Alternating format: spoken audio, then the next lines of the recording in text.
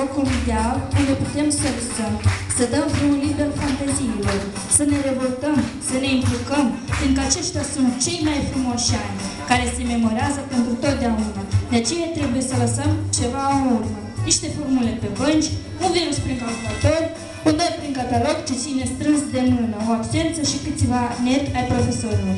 Iar noi, băbăcei de anul acesta, suntem foarte curioși și dorim mereu ceva nou să descoperim.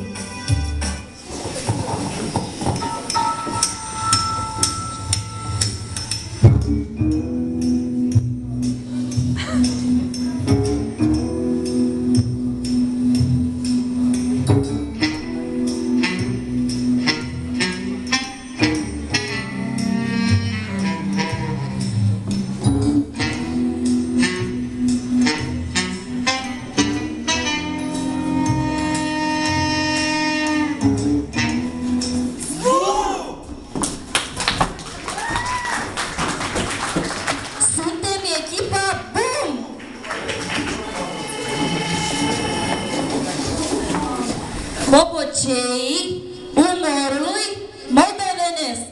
Suntem buni, suntem uniți și de toate mulțumiți. Salutare, salutare, spectatori și spectatoare. Noi vă spunem bun găsit, bine ați venit. Azi vă strâns pe toți aici, să arătăm ce pot bobocii pici. Și acum, pentru început, noi vă spunem un salut! Suntem mici, dar și replici și îndată demonstrăm ce am venit și ce putem. Să ne audă lumea tare, avem oameni de cântare și de carte nu uităm, peste tot cu ea umblăm. Suntem cei mai bravi în toate și zburdalnici, dar și toate suntem cei mai buni artiști. Ne numim noi realiști! Nimeni până nu se pune, vă spun eu, e de bune. Punem umăr de platef, nu ne dăm bătuți, e drept.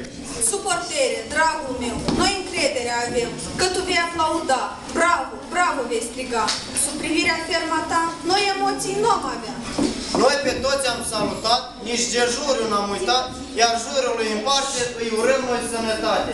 Iar ție, adversar, curaj pentru minimul purtat.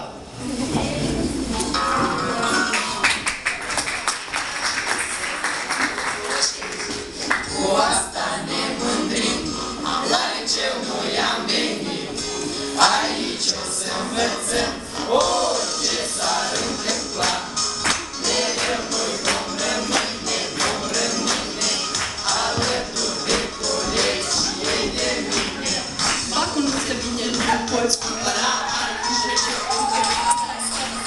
Ajută viitorul tău să se gândești pasă. Hotărăști pe cine îmi gândești arată. Primul pas, primul cuvânt, prima iubire. Lacrimi zâmbete, neplăceri și fericire.